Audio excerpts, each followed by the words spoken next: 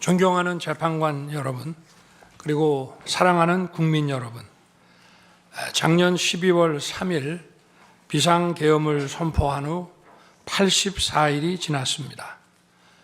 제 삶에서 가장 힘든 날들이었지만 감사와 성찰의 시간이기도 했습니다.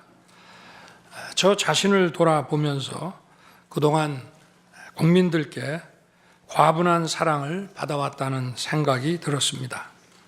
감사한 마음이 들면서도 국민께서 일하라고 맡겨주신 시간에 제 일을 하지 못하고 있는 현실이 송구스럽고 가슴 아팠습니다. 한편으로 많은 국민들께서 여전히 믿어주고 계신 모습에 무거운 책임감도 느꼈습니다. 국민 여러분께 죄송하고 감사하다는 말씀 먼저 드리고 싶습니다. 제가 비상계엄을 선포하고 몇 시간 후 해제했을 때 많은 분들께서 이해를 못하셨습니다. 지금도 어리둥절해 하시는 분들이 있을 겁니다. 계엄이라는 단어에서 연상되는 과거의 부정적 기억도 있을 것입니다. 거대 야당과 내란 공작 세력들은 이런 트라우마를 악용하여 국민을 선동하고 있습니다. 그러나 12.3 비상계엄은 과거의 계엄과는 완전히 다른 것입니다. 무력으로 국민을 억압하는 계엄이 아니라 계엄의 형식을 빌린 대국민 호소입니다. 12.3 비상계엄 선포는 이 나라가 지금 망국적 위기 상황에 처해 있음을 선언하는 것이고, 주권자인 국민들께서 상황을 직시하고 이를 극복하는 데 함께 나서달라는 절박한 호소입니다. 무엇보다 저 자신 윤석열 개인을 위한 선택은 결코 아니었다는 사실을 분명히 말씀드립니다. 저는 이미 권력의 정점인 대통령 자리에 있습니다. 대통령에게 가장 편하고 쉬운 길은 힘든 일을 굳이 벌이지 않고 사회 여러 세력과 잘 타협하고 모든 사람들에게 듣기 좋은 말을 하면서 임기 5년을 안온하게 보내는 것입니다. 일하겠다는 욕심을 버리면 치열하게 싸울 일도 없고 어려운 선택을 할 일도 없어집니다. 저 개인의 삶만 생각한다면 정치적 반대 세력의 거센 공격을 받을 수 있는 이런 비상계엄을 선택할 이유가 전혀 없습니다. 저는 비상계엄을 결심했을 때 제게 많은 어려움이 닥칠 것을 당연히 예감했습니다. 거대 야당은 제가 독재를 하고 집권 연장을 위해 비상계엄을 했다고 주장합니다. 내란죄를 씌우려는 공작 프레임입니다. 정말 그런 생각이었다면 고작 280명의 실무장도 하지 않은 병력만 투입하도록 했겠습니까? 주말이 아닌 평일에 계엄 선포를 하고 계엄을 선포한 후에 병력을 이동시키도록 했겠습니까? 심판정 증거조사에서 드러난 사실에 의하면 그나마 계엄 해제 요구 결의 이전에 국회에 들어간 병력은 106명에 불과하고 본관에 들어간 병력은 15명입니다. 15명이 유리창을 깨고 들어간 이유도 자신들의 근무 위치가 본관인데 입구를 시민들이 막고 있어서 충돌을 피하기 위해 불 꺼진 창문을 찾아 들어간 것입니다. 또한 국회의 해제 요구 결의가 이루어진 이후에 즉시 모든 병력을 철수했습니다. 투입된 군의 병력이 워낙 소수이다 보니 국회 외곽 경비와 질서 유지는 경찰에 요청했습니다. 경찰은 인근 전장년 집회 대응 경력 300명을 국회 외곽에 보냈습니다. 부상당한 군인들은 있었지만 일반 시민들은 단 한 명의 피해도 없었습니다. 처음부터 저는 국방장관에게 이번 비상계엄의 목적이 대국민 호소용임을 분명히 밝혔습니다. 또한 국회의 계엄 해제 요구가 신속히 뒤따를 것이므로 계엄 상태가 오래가지 않을 것이라고 했습니다. 하지만 그런 내용을 사전에 군 지휘관들에게 그대로 알릴 수는 없었습니다. 그래서 최소한의 병력을 실무장하지 않은 상태로 투입함으로써 군의 임무를 경비와 질서 유지로 확실하게 제한한 것입니다. 많은 병력이 무장 상태로 투입되면 아무리 조심하고 자제하라고 해도 군중과 충돌하기 쉽습니다. 그런 일이 발생하지 않도록 원천 차단한 것이고 실제 결과도 예상대로였습니다. 제가 소수의 병력, 비무장, 경험 있는 장병 이 세 가지를 장관에게 명확히 지시한 이유입니다. 그런데도 거대 야당은 이것을 내란이라고 주장하고 있습니다. 병력 투입 시간이 불과 2시간도 안 되는데 2시간짜리 내란이라는 것이 있습니까? 방송으로 전 세계, 전 국민에게 시작한다고 알리고 국회가 그만두라 한다고 바로 병력을 철수하고 그만두는 그런 내란을 보셨습니까? 대통령이 국회를 장악하고 내란을 일으키려 했다는 주장은 어떻게든 대통령을 끌어내리기 위한 선동 공작입니다. 대통령의 법적 권한인 계엄 선포에 따라 계엄 사무를 하고 질서 유지 업무를 담당한 공직자들이 이러한 내란몰이 공작에 의해 지금 고초를 겪고 있는 모습을 보고 있으면 가슴이 찢어지는 것 같습니다. 이분들이 대통령의 장기 독재를 위해 일을 했겠습니까? 대한민국의 현실에서 이러한 장기 독재를 상상도 할 수 없다는 사실을 잘 아는 사람들이고 이미 자기 분야에서 최고의 위치에 올라 더 바랄 것도 없는 분들입니다. 이분들은 대통령의 법적 권한 행사에 따라 맡은 바 직무를 수행한 것뿐입니다. 헌법재판관 여러분, 그리고 국민 여러분, 대통령의 자리에서 많은 정보를 가지고 국정을 살피다 보면 남들에게는 보이지 않는 것들, 겉으로는 잘 드러나지 않는 문제점들이 많이 보이게 됩니다. 당장은 괜찮아 보여도 얼마 뒤면 큰 위기로 닥칠 일들이 대통령의 시야에는 바로 들어옵니다. 서서히 끓는 솥 안의 개구리처럼 눈앞의 현실을 깨닫지 못한 채 벼랑 끝으로 가고 있는 이 나라의 현실이 보였습니다. 언제 위기가 아닌 때가 있었냐고 하는 분도 있을 겁니다.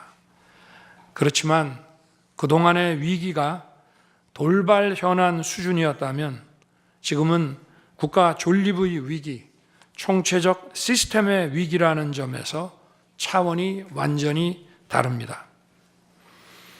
미국 트럼프 대통령은 취임 첫날 국가 비상사태를 선포하고 군을 투입했습니다. 미국이 국가 비상사태인가에 대한 판단은 다를 수 있습니다.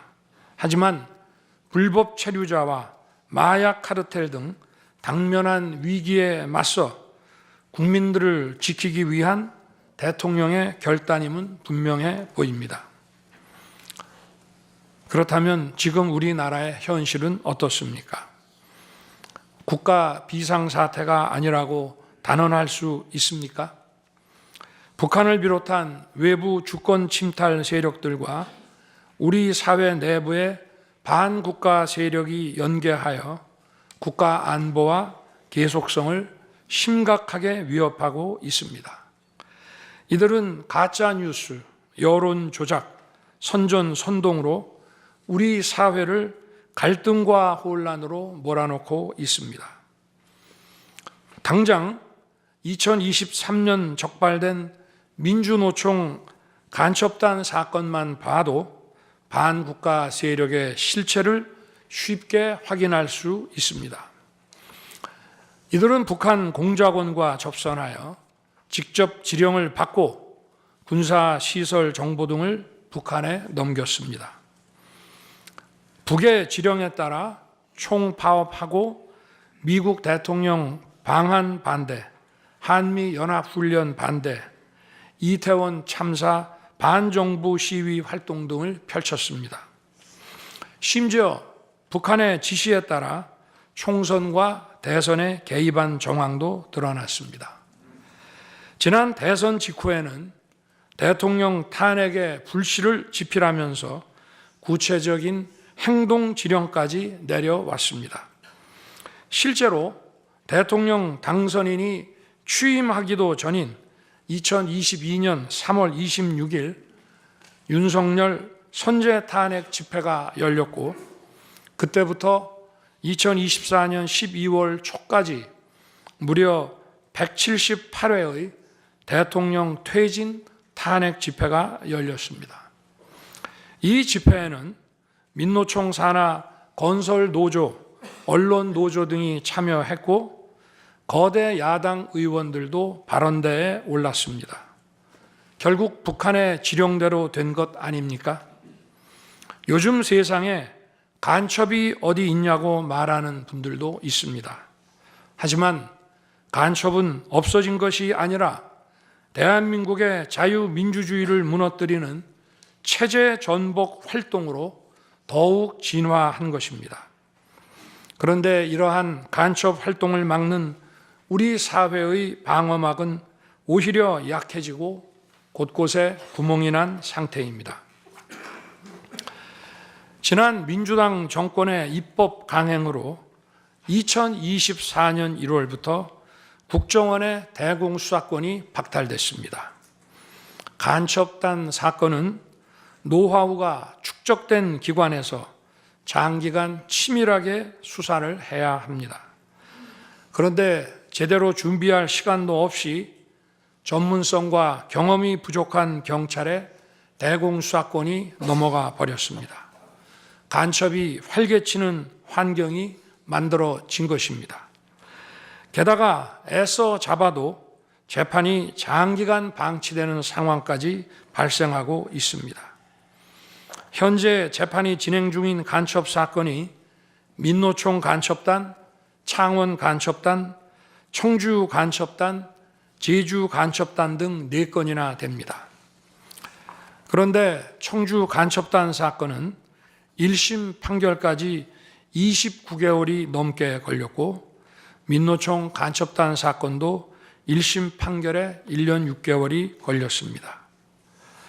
이들은 구속기간 만료 후 석방되어 1심 판결로 법정 구속이 될 때까지 버젓이 활보하고 다녔습니다. 현재 창원 간첩단 사건은 2년 가까이 재판이 중단되어 있고, 제주 간첩단 사건도 1년 10개월째 재판이 파행 중입니다. 모두 석방된 상태입니다.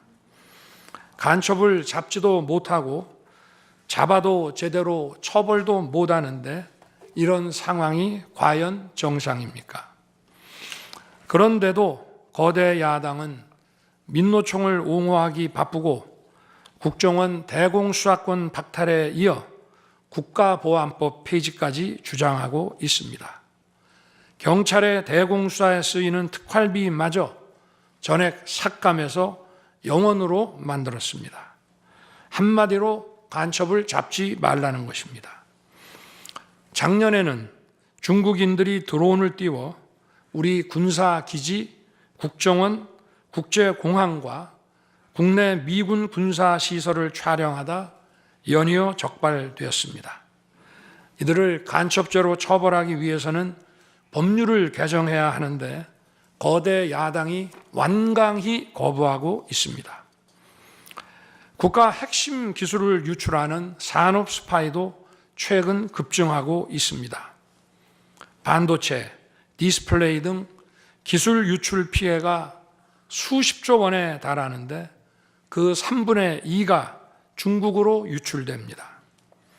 중국은 사진 한 장만 잘못 찍어도 우리 국민을 마음대로 구금하는 강력한 반간첩법을 시행하고 있는데 거대 야당은 산업 스파이를 막기 위한 간첩죄 법률 개정조차 가로막고 있습니다. 또한 거대 야당은 방산 물자를 수출할 때 국회 동의를 받도록 하는 방위사업법 개정안을 당론으로 추진하고 있습니다. 방산 비밀 자료를 국회에 제출해야 하고 거대 야당이 반대하면 방산 물자도 수출할 수 없게 됩니다. 국회에 제출된 방산 비밀 자료들이 제대로 보안 유지가 되며 적대 세력에 넘어가지 않는다고 누가 보장할 수 있겠습니까? 방산 기밀 자료가 이렇게 유출되면 상대국에서 우리 방산 물자를 수입하겠습니까? 북한, 중국, 러시아가 원치 않는 자유세계에 방산 수출을 하지 말라는 말과 같습니다. 방산 수출은 단순히 돈을 버는 것만이 아닙니다. 수출 상대국과 전략적 연대를 강화하고 더 나아가 자유세계 많은 국가들과 국방 협력을 이루어서 우리의 안보를 튼튼하게 하는 것입니다. 이러한 방산 수출을 권장하기는커녕 이렇게 방해하는 것이 결국 누구에게 도움되는 것입니까? 거대 야당은 우리 국방력을 약화시키고 군을 무력화하는 데도 앞장서고 있습니다. 여러분이 다 아시는 바와 같이 북한은 우크라이나에 많은 병력을 파병하여 러시아와 군사 밀착을 시도하고 있습니다. 우리에게 매우 심각한 안보 위협입니다. 그런데도 이를 살피기 위해 참관단을 보내려 하자 거대 야당은 당시 신원식 국방장관 탄핵까지 겁박하며 결사적으로 이를 막았습니다. 심지어 거대 야당은 우크라이나 참관단 파견, 대북 확성기와 오물풍선 대응 검토 등 군의 정당한 안보 활동까지 외환죄라고 우기고 있습니다. 국가와 국민의 안전을 지키려는 대통령을 전쟁광이라고 비난하고 북핵 위협에 대응하는 한미일 합동훈련을 극단적 친일 행위라고 매도했습니다. 1차 대통령 탄핵 소추안에는 북중러를 적대시하는 것이 탄핵 사유라고 명기했습니다. 190석에 달하는 무소불위의 거대 야당이 우리나라와 우리 국민 편이 아니라 북중러의 편에 서 있는 것입니다. 이러한 상황이 국가 위기 상황이 아니면 뭐란 말입니까? 이뿐이 아닙니다. 거대 야당은 핵심 국방 예산을 삭감하여 우리 군을 무력화하려 하고 있습니다. 거대 야당은 전체 예산 가운데 겨우 0.65%만 깎았을 뿐이라고 주장합니다. 그러나 그 0.65%가 어디냐가 중요한 것입니다. 마치 사람의 두 눈을 빼놓고 몸 전체에서 겨우 눈알 2개 뺐다고 말하는 것과 같은 얘기입니다. 거대 야당이 삭감한 국방 예산은 우리 군의 눈알과 같은 예산입니다. 북한 핵과 미사일 기지를 선제 타격하는 키일체인의 핵심인 정찰 자산 예산을 대폭 삭감했습니다. 핵심 전력인 지휘정찰 사업 예산을 2024년 대비 4,852억 원 감액했고, 전술 데이터링크 시스템 성능 개량 사업은 무려 78%를 삭감했습니다. 우리 국민을 향해 날아오는 미사일을 요격하는 KAMD, 즉 한국형 미사일 방어 체계 구축도 예산 삭감으로 개발이 중단될 위기입니다. 장거리 함대공 유도탄 사업을 위해 예산 119억 5,900만 원을 책정했지만 96%를 삭감하고 5억 원만 남겼습니다. 정밀 유도포탄 연구 개발 사업은 84%를 삭감했습니다.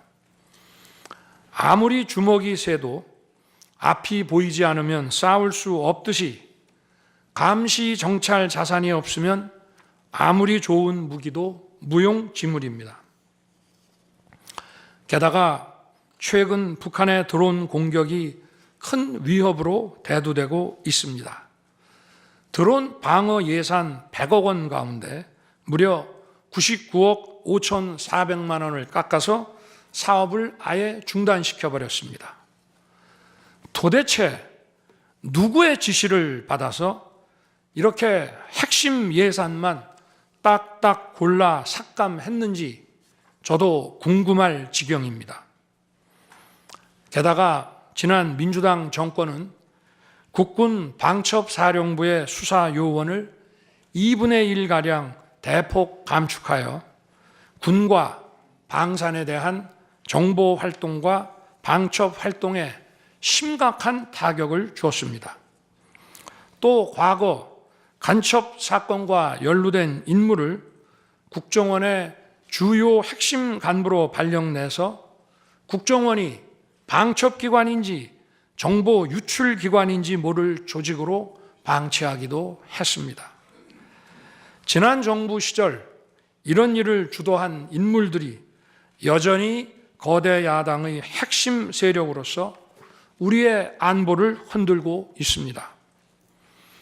우리 정부 들어 국가정보원이 국가안보의 중추기관으로 거듭날 수 있도록 노력하였고 국군 방첩사의 역량 보강을 위해 힘썼습니다마는 아직 문제의 뿌리를 제대로 다 드러내지 못했습니다. 부수고 깨뜨리기는 쉬워도 세우고 만들기는 어렵고 시간이 많이 걸리기 때문입니다. 이런 상황이 겉으로는 멀쩡한 것처럼 보이지만 실질적으로 전시사변에 못지않은 국가 위기 상황이라고 저는 판단하고 있습니다. 거대 야당은 야당에 대한 대통령의 인식을 탓하기 전에 공당으로서 국가에 대한 책임 있는 자세와 신뢰를 보여주는 게 우선이라고 저는 생각합니다. 저는 자유민주주의 헌법 원칙, 국가 안보, 핵심 국익 수호만 함께 한다면 어떤 정치 세력과도 기꺼이 대화하고 타협할 자세가 돼 있는 사람입니다. 나라와 국민을 위한 길에 좌파 우파가 어디 있겠습니까? 하지만 자유를 부정하는 공산주의, 공산당 일당 독재, 유물론에 입각한 전체주의가 다양한 속임수로 우리 대한민국에 스며드는 것은 막아야 합니다. 이런 세력과 타협하고 흥정해서는 안 된다고 생각합니다.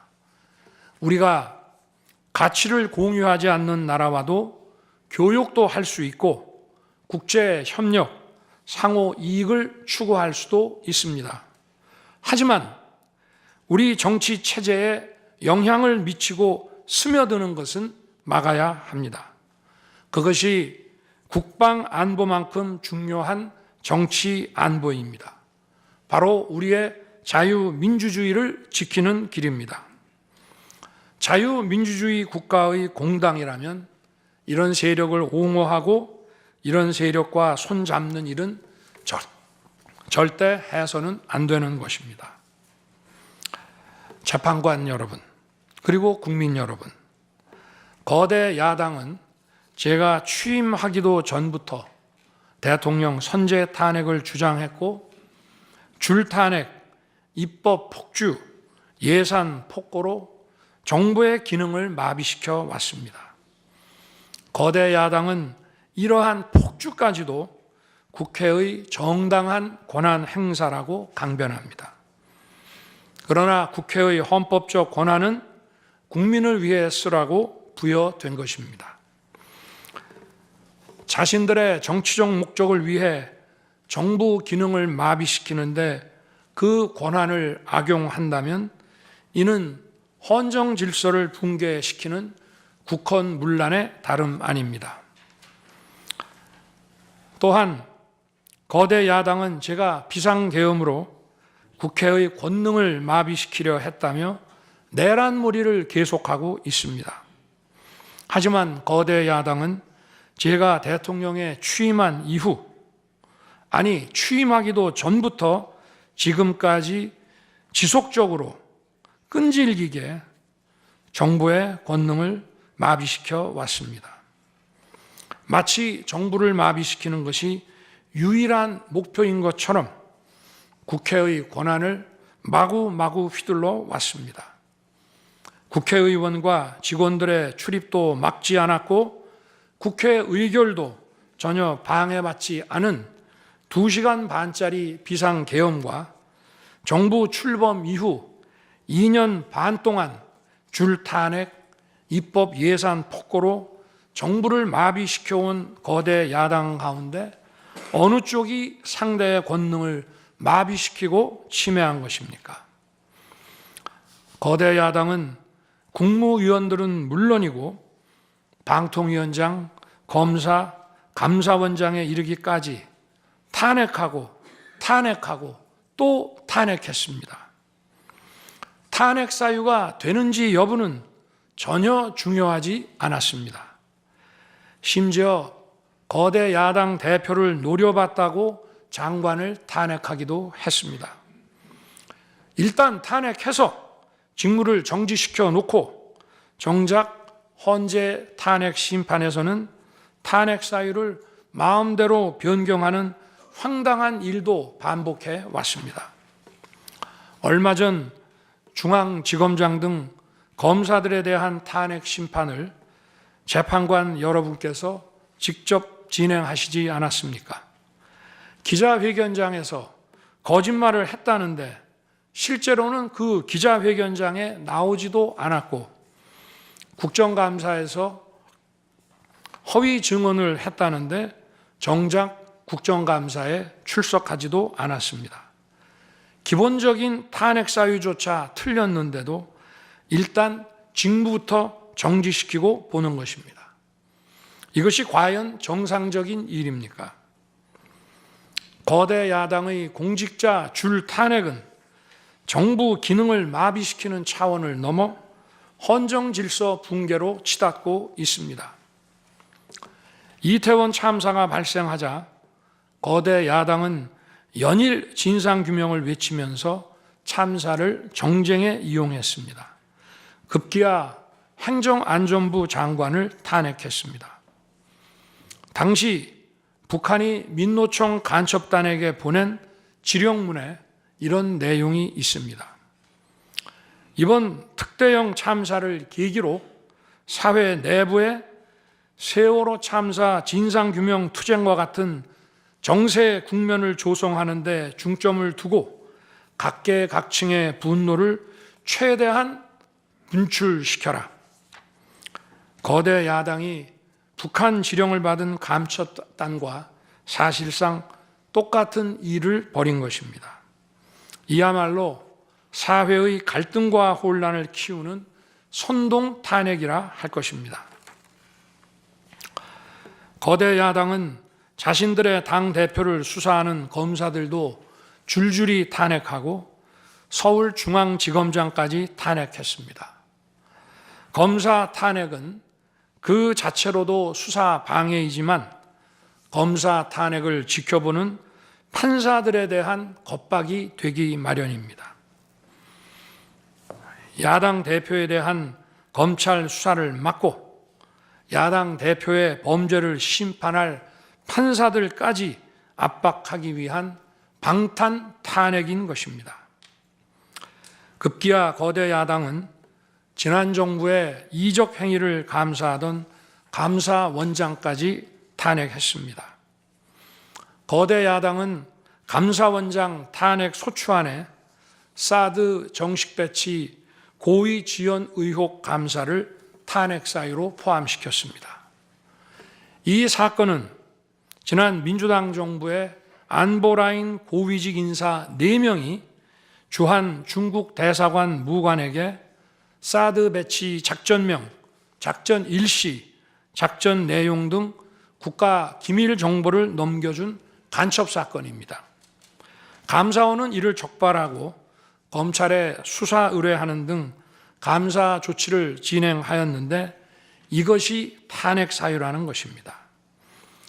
자신들의 간첩 행위를 무마하기 위한 이적 탄핵이 아닐 수 없습니다. 헌법기관인 감사원장에 대한 무차별 탄핵은 그 자체로도 심각한 헌법 파괴 행위이지만 이적 행위까지 탄핵으로 덮는 것을 보며 이야말로 자유민주주의를 무너뜨리는 망국적 위기 상황이라고 판단한 것입니다.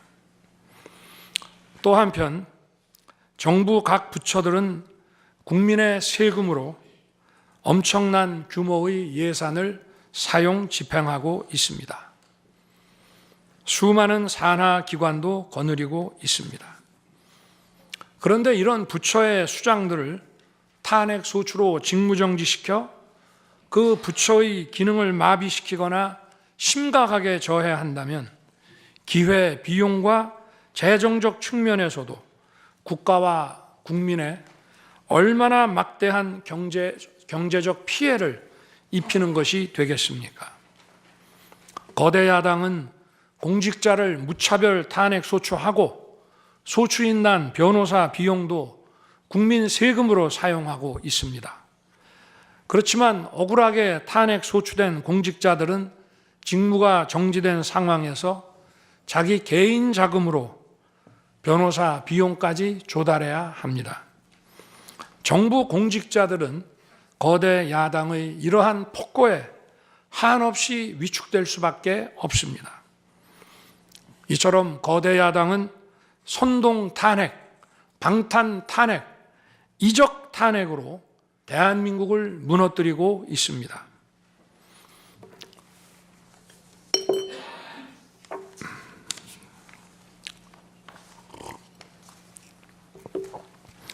우리나라 선거 가운데 대통령 선거가 기간도 가장 길고 국민적 관심도 가장 큽니다. 그만큼 직선 대통령의 민주적 정당성은 다른 선출직 공직자에 비해 그 무게가 다릅니다. 과거 우리나라 민주화 운동은 한마디로 대통령 직선제 확보였다고 해도 과언이 아닙니다. 그런데 거대 야당은 대선이 끝나자마자 동조 세력과 연대하여 아직 취임도 하지 않은 대통령 당선인을 상대로 선제 탄핵과 퇴진 운동을 벌이기 시작했고 지난 2년 반 동안 오로지 대통령 끌어내리기를 목표로 정부 공직자 줄탄핵 그리고 입법과 예산 폭거를 계속해 왔습니다. 헌법이 정한 정당한 견제와 균형이 아니라 민주적 정당성의 상징인 직선 대통령 끌어내리기 공작을 그야말로 쉼없이 해온 것입니다. 이것이 국헌문란이 아니면 도대체 어떤 것이 국헌문란 행위이겠습니까? 뿐만 아니라 거대 야당의 이런 지속적 국헌문란 행위는 국가 정체성과 대외 관계에 있어서 자유민주주의 헌법 정신과 동떨어진 인식에 기반하고 있다고 저는 생각합니다. 따라서 직선 대통령을 끌어내리기 위한 줄탄핵, 입법 예산 폭거는 어느 면으로 보나 자유민주주의 헌정질서 파괴 목표로 하고 있다고 하겠습니다. 흔히들 대통령 중심제 권력 구조를 가지고 제왕적 대통령제라고 합니다. 그러나 지금 우리나라는 제왕적 대통령이 아니라 제왕적 거대 야당의 시대입니다. 그리고 제왕적 거대 야당의 폭주가, 그 독재가 대한민국의 존립 위기를 불러오고 있습니다. 계엄 이후 벌어진 일들만 보아도 모두 잘 알 수 있지 않겠습니까? 제가 정말 제왕적 대통령이라면 공수처, 경찰, 검찰이 앞다퉈서 저를 수사하겠다고 나서고 내란죄 수사권도 없는 공수처가 영장 쇼핑, 공문서 위조까지 해가면서 저를 체포할 수 있겠습니까? 저 역시도 수사 업무에 26년간 종사한 사람이지만 이렇게 여러 수사기관들이 무차별적으로 한 사건에 달려드는 꼴은 본 적이 없습니다. 비상계엄에 투입된 군 병력이 총 570명에 불과한데 불법적으로 대통령 한 사람 체포하겠다고 대통령 관저에 3, 4천 명이 넘는 경찰력을 동원했습니다. 대통령과 거대 야당 가운데 어느 쪽이 제왕적 권력을 휘두르며 이 나라의 헌정 질서를 무너뜨리고 있습니까? 제가 비상계엄을 결단한 이유는 이 나라의 절체절명의 위기를 더 이상 방치할 수 없다는 절박함 그것이었습니다. 저는 주권자인 국민들께 이러한 거대 야당의 반국가적 패악을 알리고 국민들께서 매서운 감시와 비판으로 이를 제발 멈춰달라고 호소하고자 했습니다. 국정마비와 자유민주주의 붕괴를 막고 국가 기능을 정상화하기 위해 절박한 심정으로 계엄을 선포한 것입니다. 12.3 비상계엄의 선포는 국가가 위기 상황과 비상사태에 처해 있음을 선언한 것입니다. 국민을 억압하고 기본권을 제한하려는 것이 아니라 주권자인 국민께서 비상사태 극복에 직접 나 주십사 하는 간절한 호소입니다. 그런데 거대 야당은 제가 국회의 요구에 따라 계엄을 해제한 그날부터 탄핵 시동을 걸었습니다. 하지만 비상계엄은 범죄가 아니고 국가 위기를 극복하기 위한 대통령의 합법적 권한 행사입니다. 저는 긴급 국무회의를 거쳐 방송을 통해 비상계엄을 선포했고 그 과정에서 거대 야당의 국회 독재가 망국적 위기를 초래하였다고 했기 때문에 많은 사람들이 국회로 몰려들 것이었고 계엄 상황에서 질서 유지를 위해 국회에 최소한의 병력을 투입했으며 국회가 해제 요구 결의를 하자 즉각 병력을 철수하고 국무회의를 소집해서 계엄을 해제했습니다. 다 알고 계시다시피 2023년 중앙선관위를 포함한 국가기관들이 북한에 의해 심각한 해킹을 당했습니다. 중앙선관위는 이 같은 사실을 국가정보원으로부터 통보받고도 다른 국가기관과 달리 점검에 제대로 응하지 않았습니다.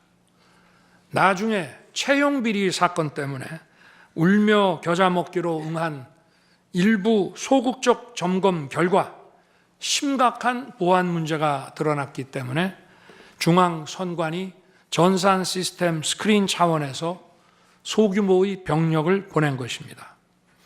선거의 공정과 직결되는 중앙선관위의 전산 시스템 보안 문제는 우리 자유민주주의 체제의 핵심 공공재이자 공공자산을 지키는 일입니다.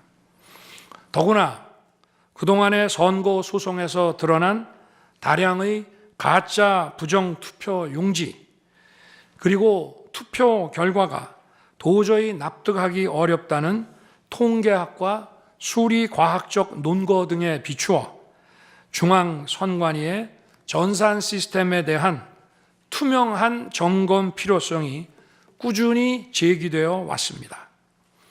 이런 조치들의 어떤 부분이 내란이고 범죄라는 것인지 도대체 이해할 수가 없습니다. 비상계엄이라는 것 자체가 불법이라면 계엄법은 왜 있으며 합동참모본부의 계엄관은 왜 존재하겠습니까? 재판관 여러분, 그리고 국민 여러분, 저는 2021년 6월 29일 처음으로 정치 참여를 선언했습니다.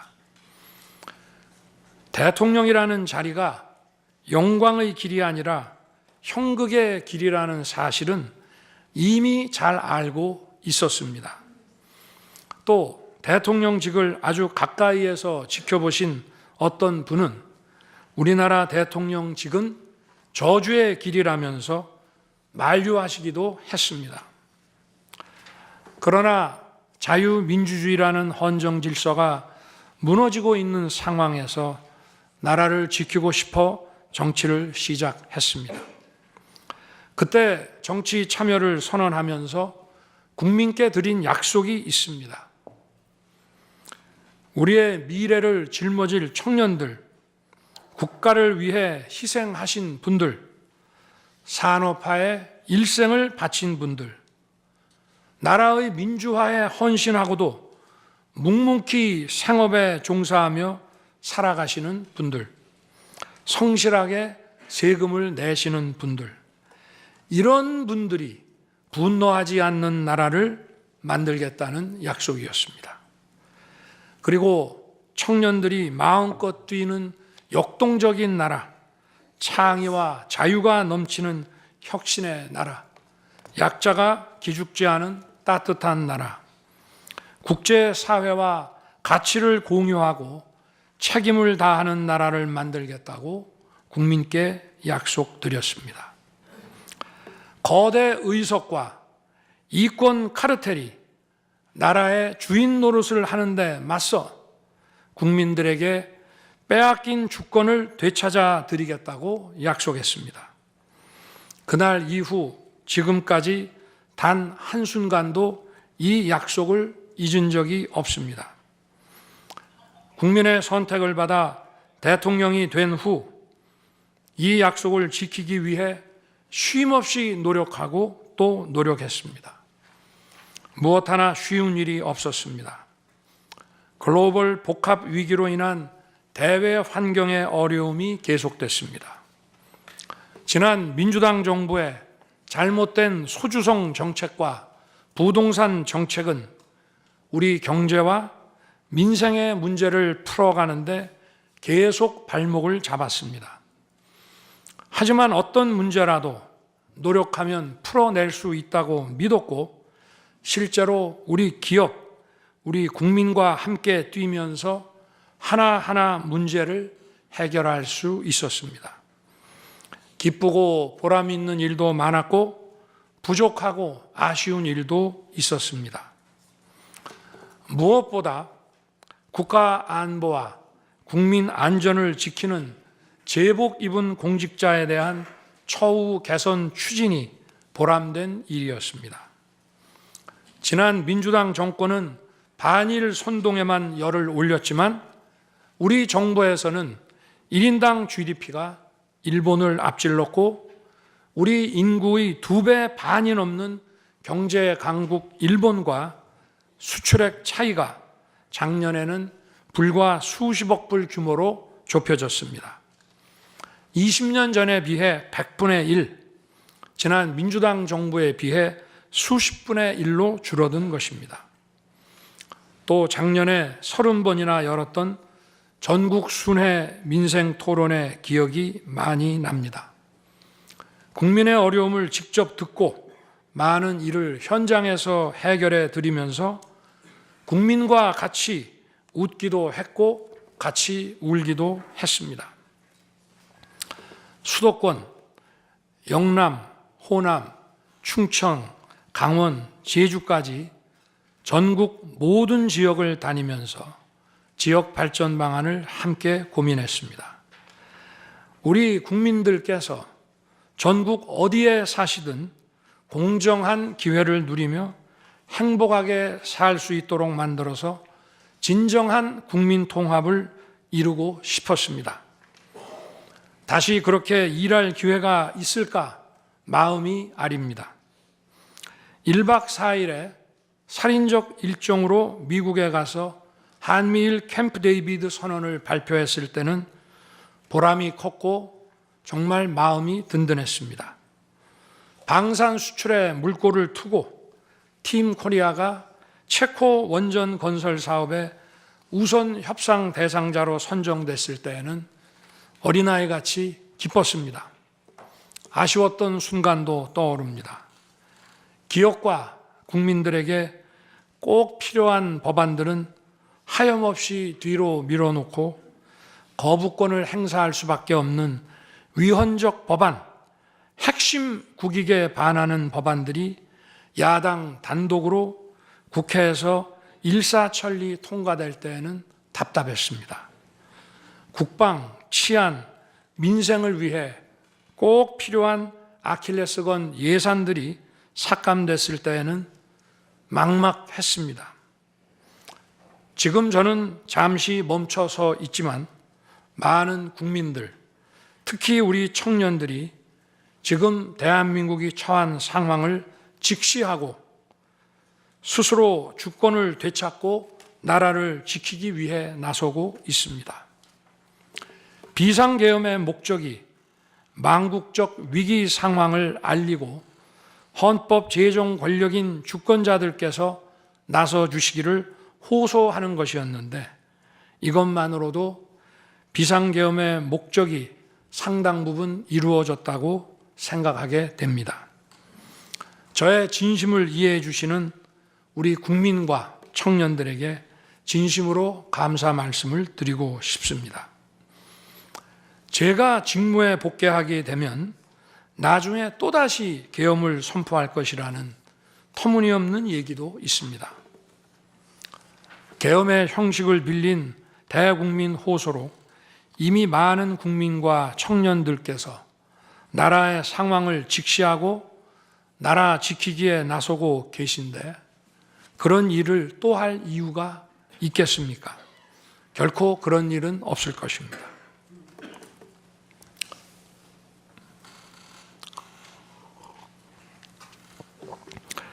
헌법재판관 여러분, 그동안 심판정에서 다루어진 쟁점들 가운데 두 가지에 대해서만 간략히 말씀드리겠습니다. 세세한 사실관계를 언급하기보다 상식선에서 간단히 말씀드리겠습니다. 우선 제가 국회의원을 체포하거나 본회의장에서 끌어내라고 했다는 것입니다. 정말 터무니없는 얘기입니다. 상식적으로 이렇게 해서 도대체 뭘 어떻게 하겠습니까? 의원들을 체포하고 끌어내서 계엄 해제를 늦추거나 막는다 한들 방송으로 온 국민과 전 세계가 지켜보고 있는데 그 다음에 뭘 어떻게 하겠습니까? 계엄 당일 국회의장의 발언대로 국회는 어디서든 본회의를 열어 계엄 해제를 의결할 수 있습니다. 영화나 소설에 나오기도 하지만 현실적으로 이런 일을 하려면 군으로 국가를 완전히 장악하는 계획과 정치 프로그램을 미리 가지고 있어야 합니다. 그런데 실제 상황이 어땠습니까? 계엄 사무를 담당할 주요 지휘관들이 계엄 직전에 어디에 있었는지 이 심판정에서 다 드러났습니다. 장관 재가를 받아 지방 휴가를 가거나 부부 동반 만찬, 간부 만찬 회식을 하다가 대통령의 계엄 선포 직후에야 국방장관으로부터 업무 지시를 받았습니다. 준비된 치밀한 작전 계획이나 지침이 없었기 때문에 혼선과 허술함도 있었습니다. 국방장관이나 지휘관들이나 경험이 풍부한 군사 전문가들인데 이들이 왜 이랬겠습니까?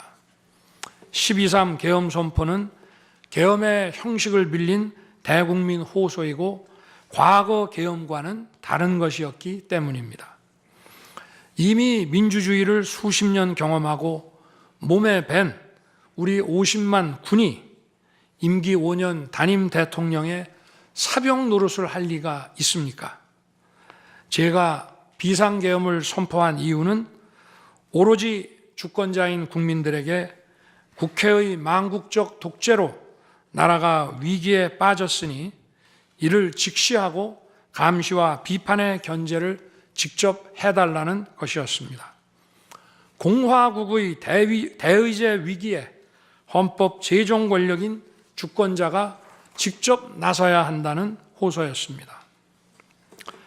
의원을 체포하거나 끌어내라고 했다는 주장은 국회에 280명의 질서유지 병력만 계비간 상태에서 앞뒤가 맞지 않는 얘기입니다. 국회가 비어있는 주말도 아니고 회기 중인 평일에 이런 병력으로 터무니없는 얘기입니다. 의원만 300명이고 직원들과 보좌진을 합치면 몇천 명이 넘습니다. TV 생중계를 보더라도 계엄 선포 후 얼마 지나지 않아 이미 국회 마당과 본관에는 수천 명의 국회 관계자와 민간인들이 들어왔습니다.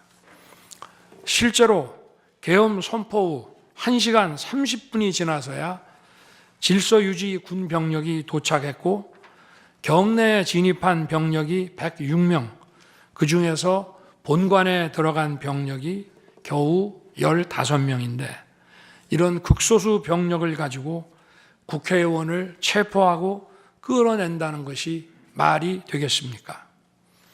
게다가 의결 정족수가 차지 않았으니 본회의장에 들어가서 의원들을 끌어내라고 했다는데 의결 정족수가 차지 않았으면 더 못 들어가게 막아야지 끌어낸다는 것도 상식에 맞지 않는 얘기입니다.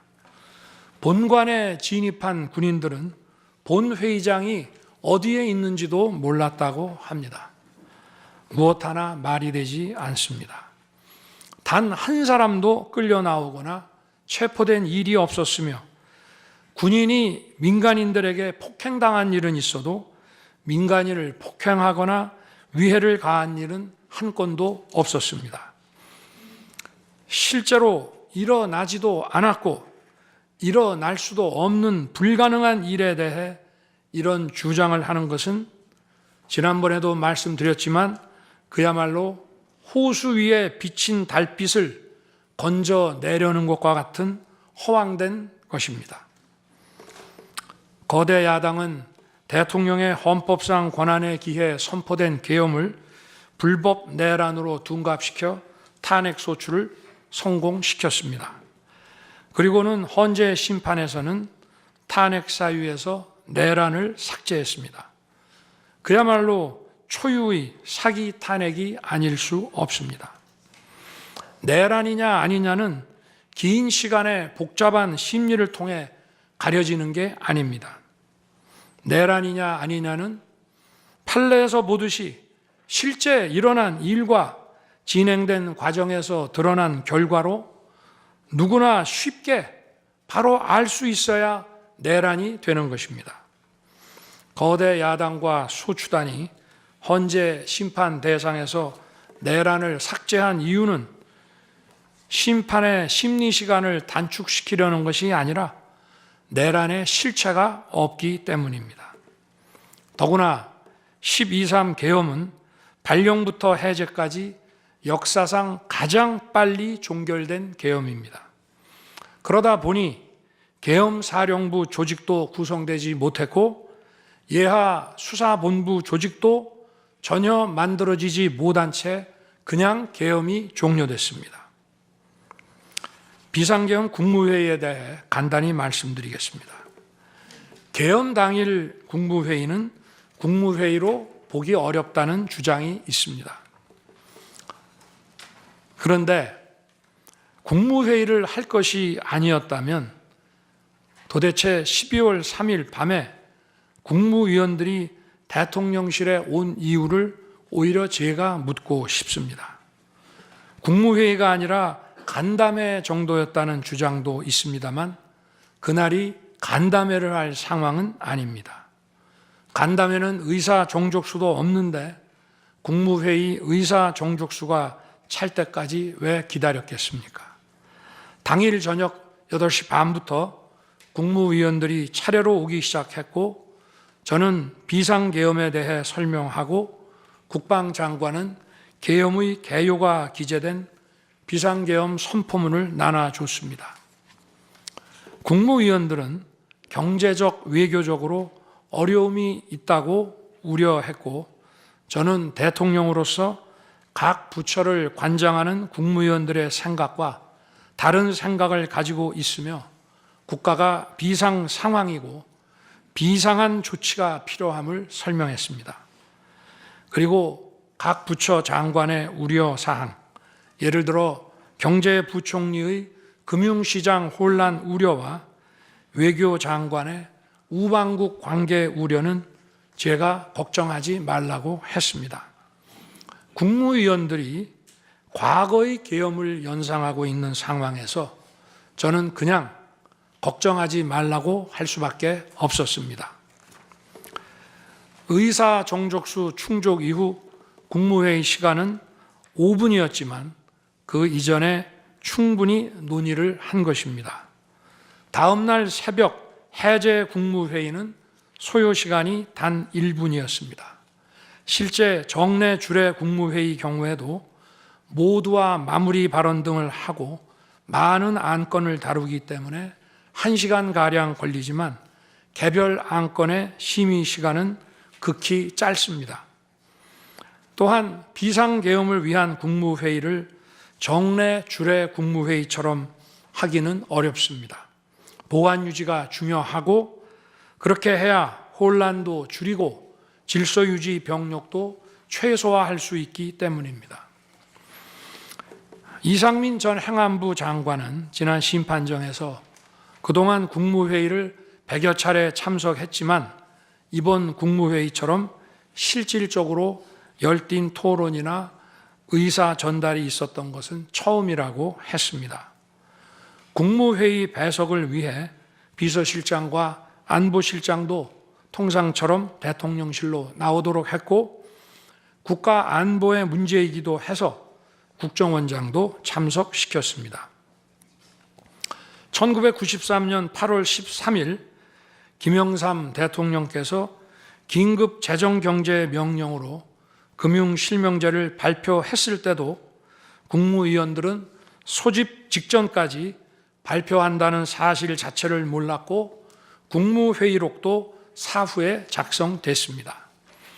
그때 상황은 이인재 당시 노동부 장관께서 이미 공개적으로 설명한 바 있습니다.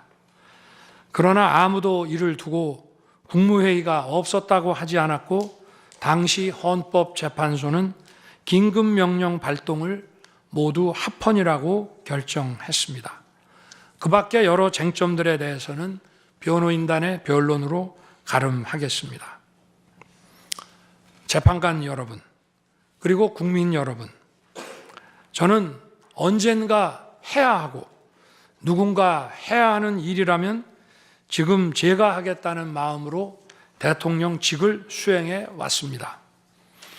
그래서 임기 전반부 동안 역대 정부들이 표를 잃을까 봐 하지 못했던 교육, 노동, 연금의 3대 개혁을 중심으로 국정개혁 과제를 과감하게 추진했습니다. 30년 동안 지지부진했던 유보 통합의 첫걸음을 떼었고 늘봄 학교와 융복합 고등교육, 그리고 지역 산업과의 연계 강화를 위한 과감한 권한 이전 등 교육개혁의 기틀을 마련했습니다. 노사 법치의 틀을 새롭게 세우고 4차 산업혁명 시대에 적응하기 위한 노동 유연화와 노동 보호의 개혁 물꼬도 텄습니다. 국가적 난제였던 연금 개혁도 역대 정부 최초로 방대한 수리 분석과 신층 여론조사를 진행하였고 수용성이 높은 방안을 만들어 국회에 제출했습니다. 대통령 임기 초반에는 국민과 유권자에게 선거 때 약속한 공약과 국정과제의 실천, 또 민생에 영향이 큰 사회개혁의 추진이 우선이기 때문에 이러한 스케줄에 맞춰 일해 온 것입니다. 어느 정권이나 임기 초기에는 선거 공약과 국정과제 이행이 우선이므로 정치 개혁에는 신경 쓸 여력이 없습니다. 그러다가 전직 대통령들의 5년 임기가 금방 다 지나갔고 변화된 시대에 맞지 않는 87 체제가 여전히 유지되고 있습니다. 정치가 국민을 불편하게 만들고 나라의 발전을 가로막고 있습니다. 또 국가의 미래를 결정하는 일에 미래의 주역인 청년들이 참여할 수 있도록 정치와 행정의 문턱이 더 낮춰져야 합니다. 제가 직무에 복귀하게 된다면 먼저 87 체제를 우리 몸에 맞추고 미래 세대에게 제대로 된 나라를 물려주기 위한 개헌과 정치개혁의 추진에 후반부를 집중하려고 합니다. 저는 이미 대통령직을 시작할 때부터 임기 중반 이후에는 개헌과 선거제 등 정치개혁을 추진하겠다는 계획을 가지고 있었습니다. 현직 대통령의 희생과 결단 없이는 개헌과 정치개혁을 할 수 없습니다. 그래서 내가 이것을 해내자고 생각했던 것입니다. 저는 여러 전직 대통령들이 후보 시절 공약하고도 이행하지 못한 청와대 국민 반환도 당선 직후 즉시 추진하고 이행한 바 있습니다.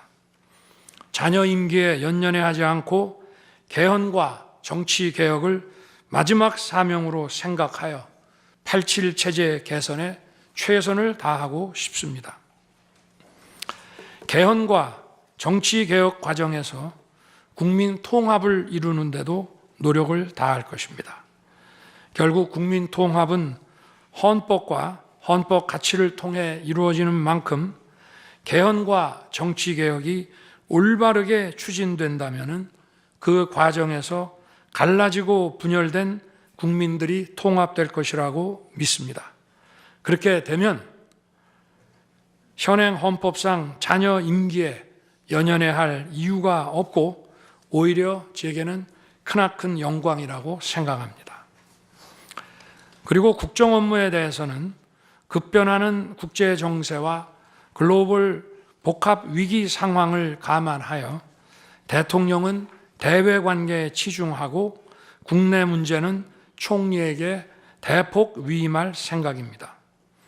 우리 경제는 다른 어느 나라보다 대외 의존도가 높습니다.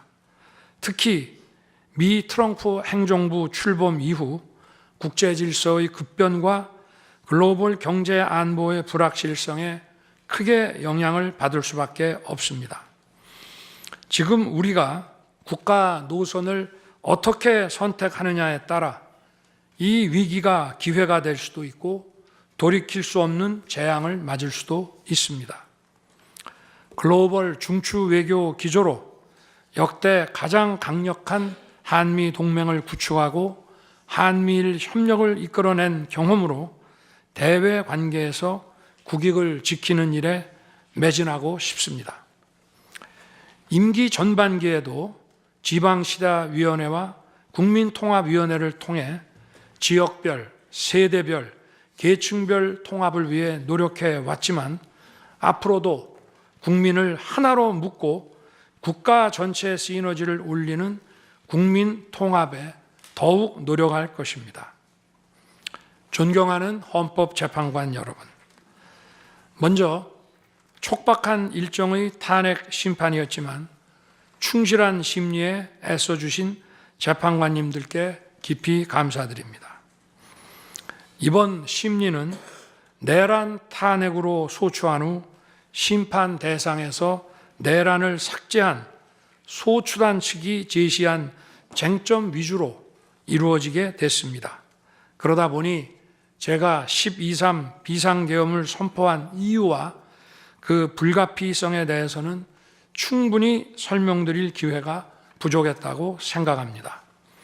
서면으로 성실하게 관련 자료를 제출하였으니 대통령으로서 고뇌의 결단을 한 이유를 깊이 생각해 주시기 바랍니다. 또 많은 국가 기밀 정보를 다루는 대통령으로서 재판관님들께 모두 설명드릴 수 없는 부분에까지 재판관님들의 지혜와 해안이 미칠 것이라 믿습니다. 다시 한번 재판관님들의 노고에 감사드립니다. 그리고 사랑하는 대한민국 국민 여러분, 국가와 국민을 위한 계엄이었지만 그 과정에서 소중한 국민 여러분께 혼란과 불편을 끼쳐드린 점 진심으로 죄송스럽게 생각합니다. 저의 구속 과정에서 벌어진 일들로 어려운 상황에 처한 청년들도 있습니다. 옳고 그름에 앞서서 너무나 마음이 아프고 미안합니다. 정말 미안한 생각을 가지고 있습니다.